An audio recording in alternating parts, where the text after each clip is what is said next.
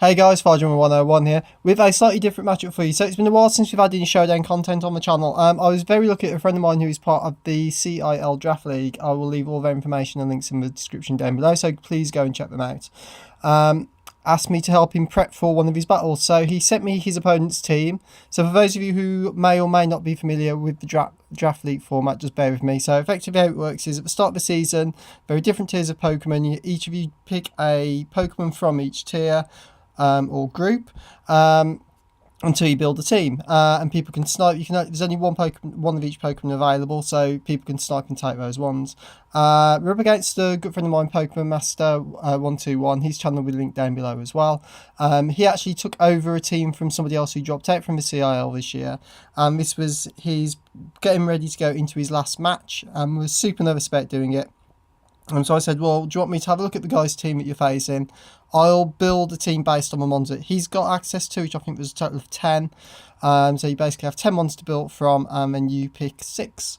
The idea of it is you look at your opponent's team, you look at the ones you've got, then you try and work out what they bring based on what you've got, and then try to work out how you're going to counter and build around it. It's quite an interesting little thing, actually.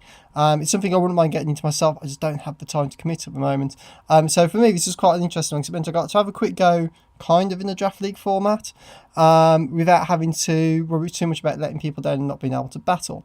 So as you can see, this is the first team that I built. There was 2 very different teams, and one was kind of a mix of the 2. This was the first one I built, so I was looking at the guy's team and then looking at what Matt had got. I figured he would probably bring Beginner, Infernape and Crocodile, because Crocodile hit a lot of stuff on my team super hard. Paragon wasn't too sure about, but I thought he might be a chance of bringing him as well. My opponents were looking at what Matt's opponent, sorry, not my opponent. Matt's opponent tended to bring a core of mons to a lot of these games. I went back and watched some of his matches to try and get my team as accurate as what I thought he would bring to what Matt would be facing. So he tended to bring with him his Mega Venusaur, his Zapdos, and his Bisharp came to a lot of his matches, as did Entei and Sylveon. Sylveon actually has a really good matchup against this team. The only thing it struggles on is the Magina. But as you can see, we're going to hit Crook for super effective. We can kind of handle Infernape, even though it can pack Poison Jab. But this is actually quite a bulky Sylveon we're running, and the chance that we can probably survive this Poison Jab. Sylveon hits quite a lot of other stuff that Matt didn't bring, so Sylveon's not a good choice. Entei, Banded Entei is massively dangerous and can do huge damage. It was also probably my best way of dealing with Magina, who is a colossal pain in the backside to deal with. Oh my gosh. One of the things I really enjoyed with this is I'm getting a chance to use mons I don't usually use. So I've never used a Mega Venusaur before. After using it in these games, I'm really surprised as to why I've never used one, because it's super good. And I don't tend to use Ubers, so playing with Zapdos and Entei was really cool. But we'll jump straight into the matchup for you guys, and I'll do my best to explain the thought processes as we go through. So we're going to open up with Haxorus, because I wasn't sure what he might lead. So Haxorus has got a few surprises with him. We're actually very similar to my own set that I run, which is Focus Sash, Dragon Dance. So we're going to D-Dance up turn 1, because I figured, you know what, I'm definitely living a hit that this thing can do. It does go for an Earthquake, which is a 2-hit KO. We see with his Life Orb as well. But I figured a +1 EQ might actually take him out at this point. So we land the EQ, and we just missed picking up the KO. I'm not sure whether that was a low roll. I think it might have been. However, he's going to go down to Life Orb. So we are going to trade our Haxorus for our Gigalith, which is not the worst thing in the world, to be fair. At that point, I figured, well, I'm not going to switch anything into it. Could have gone out into Zapdos, but just on the off chance he's Stone Edge, it wasn't worth it. Matt's going to go into his Infernape. So Infernape's a problem for our team as we go into Entei. So our Entei is Bandit, so we have to be a little bit careful. And Matt actually packs in EQ on Infernape, which is super good, but we do pack Stone Edge. So really good idea by Max. It would sort of do a lot of damage to Entei, as you can see, but Stone Edge does one-shot Infernape to pieces. This Entei is an interesting little build. I didn't get a chance to EV calc stuff properly, I just sort of eyeballed it a little bit. We're going to switch out here because we are banded. I'm not going to risk another match. We're going to go into Bisharp, which was always going to be my answer to Paragon. So our Bisharp is Scarfed, so we're in Scarf Bisharp, which is something that the guy that Matt was facing tended to run quite regularly. It was either, a lot of time his Bisharp was either Scarf or Banded. So we're going to knock off Paragons if you like, makes it a bit of a threat to deal with. We are going to get Paralyzed though, unfortunately. as Matt goes for a recover that turn. I'm not sure why. But there we go. It's going to fail. So, yeah, I think he wasn't expecting us to switch. That's why I think he was expecting to take a flare blitz to the face. We're now locked into knockoff, so we're just going to keep knocking off because we can't do anything else. And I know at one point he's going to recover. So we're going to switch out his turn. Pretty sure Paragon can't hit us too much. We're going to go out into Sylveon. Because Sylveon can potentially do a decent amount of damage, as he does go for the recover again to get back up to 4. So we do get a nice free switch into Sylveon at this point. Hyper Voice does a decent amount, does 38. As we get T-Rave, so I hate T-Rave. I know it got nerfed this turn, but this Paragon's landing left, right and centre. So he goes for another recover. This Sylveon set's actually pretty cool as well. So we're going to Hyper Voice away. We're running sub Calm Mind on this thing, so... we're going to switch out though because Para's going to hurt us. It means we can go back into Bisharp. I don't want to risk anything else getting parried at this point, so and we can mix our moves up. It goes for an Ice Beam, which is resisted, so not too bad for us. Not too shabby a switch. As we go for a nice big old Iron Head, does a butt ton of damage, and another one of those should finish this thing off as he goes for an Ice Beam. So even parried, we still outspeed it. So we score a crit. That crit did not matter. That's going to drop Paragon 2 down. So we're in a pretty good place at the moment. We're down 1, Matt's down 3. Beginner's coming out. So Beginner was the biggest threat to my team. If this thing, my worry right now is if Matt can get this set up, we are in super trouble. So we see the substitute. I didn't want to switch because I figured he might sub, or I didn't want him getting a free sub off and getting set up behind it. But unfortunately for us, we do get the para. That turn, which enables him to do that anyway. So, raging slightly. Yes, Hyper Voice hits behind the sub, but it wouldn't do a lot to Magina, unfortunately, because it is resisted. So we're going to get another Iron Head off. It is neutral. It does break the sub because we are Bisharp and we are bulky. We can dish out some damage. We do lose Bisharp that turn. He does get the special attack drop, though, which is handy, but then he gets the Soul Heart kicks in. So he's +2 speed, +1.5 attack, and +1.5 speed. So we're going to go into Entei here. We're going to E-speed, because I really figured that would KO, but unfortunately it doesn't at that range. I thought it was going to be close, but as Matt goes for a Shift Gear here, which is a bit of a misplay, because we're just going to E-speed again to KO. I think for some reason Matt thought he was going to... for some reason got mixed for Entei was Life Orb, and I'd go down to Life Orb damage that turn, which is why he did that. I think in the chat I was saying to him, mate, if you'd attacked, you'd have swept. But there we go. We're going to get another respeed off here. We know we're going down to a Scald, but he's only got Crook left, which both Sylveon and Mega Venusaur can kind of handle. And he's got Mantine left, which Zapdos can deal with. So speaking of Zapdos, here he comes. So Zapdos is coming out. I know the switch is super obvious, but I thought, you know what, it doesn't really matter if he switches too much and gets a free switch in here, which he does do, so he actually makes a really good, so he just make a good play there. We kind of could have predicted it, but I didn't want it to take the chance to get rid of a Mantine. We know Zapdos at this point with Mantine about is one of our win cons, so we're going to switch out, go into Venusaur, who can kind of handle Crook pretty well, to be fair. Is Crook going to go for a knockoff? He's not going to be able to knock off our Mega Stone, so it's not going to do too much damage. I'm guessing this is Bandit Crook, because he seems to be locked into it. We're going to put Crook to sleep. You can just have a nice little nap now. There's not a lot we can do, and we can just click Giga Drain away now for game, pretty much. So we're going to do a nice big chunk of damage there. Get a nice big chunk of our health back. We went for a Sludge Bomb that turn time just in case he decided to switch, because it would have done a nice chunk of damage to the Mantine on the switch in, as Giga Drain would have been resisted. And then we see Mantine come out, so we're going to Sludge Bomb away. We do get the poison, unfortunately for Matt, but I don't think it's going to matter too much at this late stage. He does pack Ice Beam though, which was quite cool, but with Thick Fat it's not going to do too much. Mantine's pretty good one actually, it's pretty bulky. We can see Poison is going to kick in. Is Poison going to KO his turn? Oh no, Matt goes for a Roost, so he survives another turn.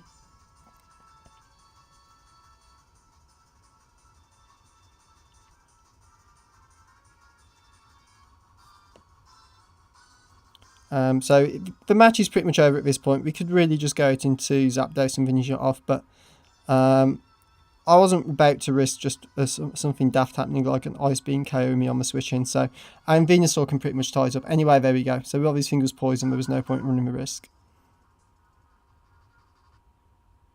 So, hope you enjoyed that one, guys. There'll be another match straight after this one on this same video. There's going to be two matches I've got forward to put up. So, there'll be two matches per upload of these. So, hope you enjoyed the first one, guys. If you did, make sure you stick around for the next one and make sure you hit that thumbs up down below.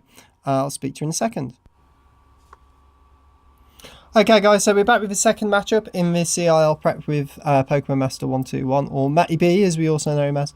As you can see, this is a different team built to one before. This team is wasn't built to be massively competitive. It was built just around the fact that I wanted to use Mew and Tentacruel and Zygarde because I've never really used them. And I love Mew. Mew's easily, as those who've been on the channel are on some of my top 10 top 10 favourite legendary Pokemon. Mew was right up there at the top. Absolutely love him. And Shiny Mew is beautiful as well. I also wanted to have a play with Zygarde because I've not really seen too much about Zygarde. And Tentacruel I just thought was a really interesting mon and not something I've used. So really wanted to give that a whirl. Matty's actually bringing with him the same team. This was done on a different night. I sort of threw this team together. This team is super shenanigansy. Mew, for instance, is bulk up bat and pass. So what I need to do is get a load of bulk ups off and then switch into Entei, ideally, or even Sylveon, because Sylveon, they got some real bulk. Potentially and both of them are bat and pass users. So I could bat and pass, bulk up with Mew, bat and pass into Sylveon on something that I could set up on, calm mind up with Mew, and then bat and pass into something else, and then cause absolute chaos. So unfortunately, we don't get to see that play out in this match, but hopefully you'll enjoy it. So we'll jump straight in.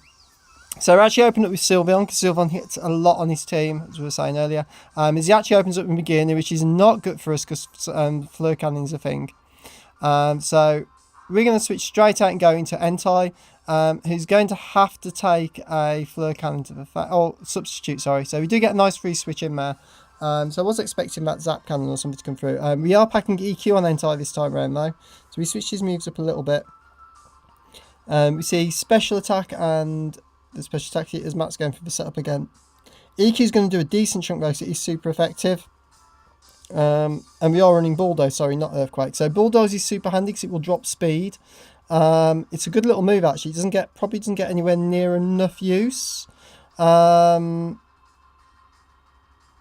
we see, Fleur Cannon is just going to, that just hurts so much. This thing's got some bulk as well. It does go down though, thankfully. So Mantine's going to come out here. We don't have any choice but to switch out because I think we are scarfed at this point. So we're going to switch out, go into Tentacruel, who takes this like a ball. So this Tentacruel ball is super specially bulky, like ridiculously bulky as. We get a nice substitute off. It means we can set up a couple of layers of toxic spikes. Scald is not going to break that sub. It is resisted though. So spikes are going up.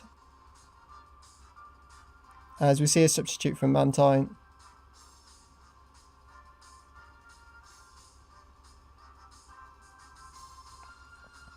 And we see some more spikes. I'm not sure why. I might be wrong actually, because Tentacruel is massively bulky, and I don't know how well it'd do in the current VGC meta, particularly with all the Cocos kicking around. But it'd be a good heart counter to a lot of the Tapus, to be fair, with the exception of Bulu. In fact, you might even outspeed Bulu even with no speed investment. Might be worth looking at if it's available. So we see another Skulk come through. Our sub is not going anywhere though. As Matt's actually going to withdraw and go out into the Porygon. Free Skull's not breaking that sub is ridiculous. We get a nice Sludge Bomb off. It's not going to do too much because of the Eviolite. This thing might potentially be a problem, but we have got it poisoned now, which is handy. I think Matty B referred to this thing as Tentacruel, which is about right to be fair, because it's broken. Ice Beam finally going to pop our sub.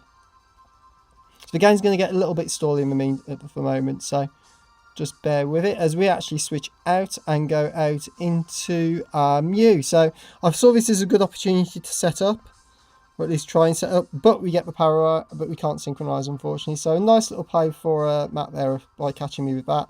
We see the Toxic come in. We're going to slowly stop wearing this Porygon down, so it is on a timer, which is handy for us. As Mew's going to bulk up.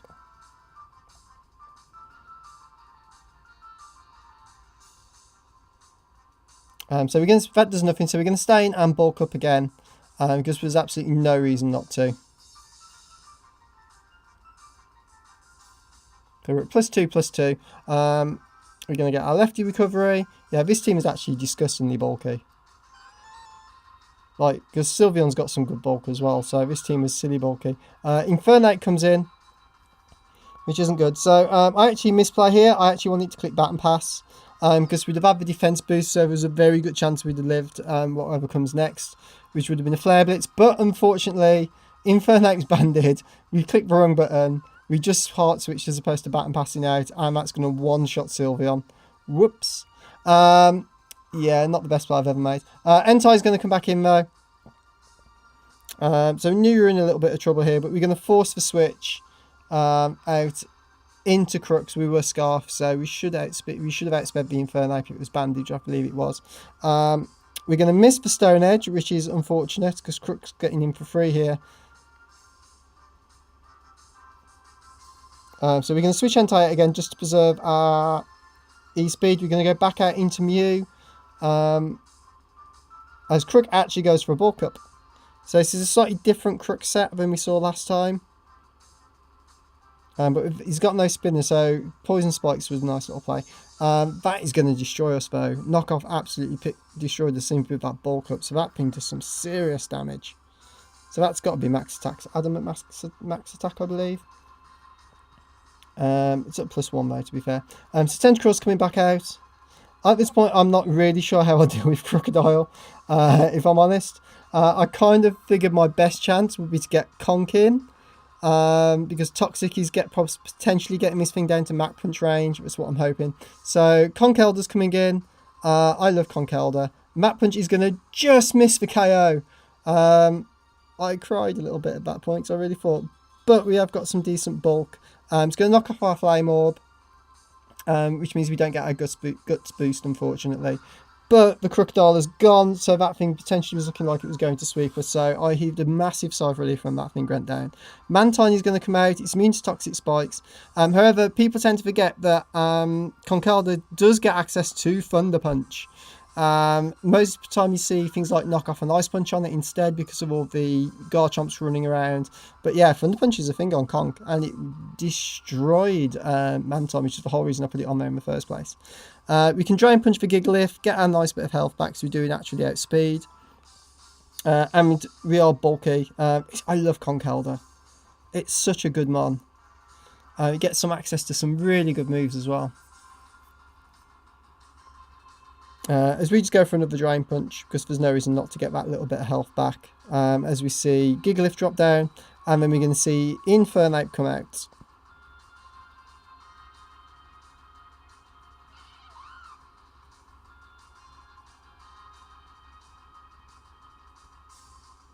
As that does a nice big old chunked Mach Punch. Doesn't quite pick up the KO. Chuckles, our Conkeldurr is finally going to drop down to that EQ. However, he did a great job for us. Absolutely brilliant job.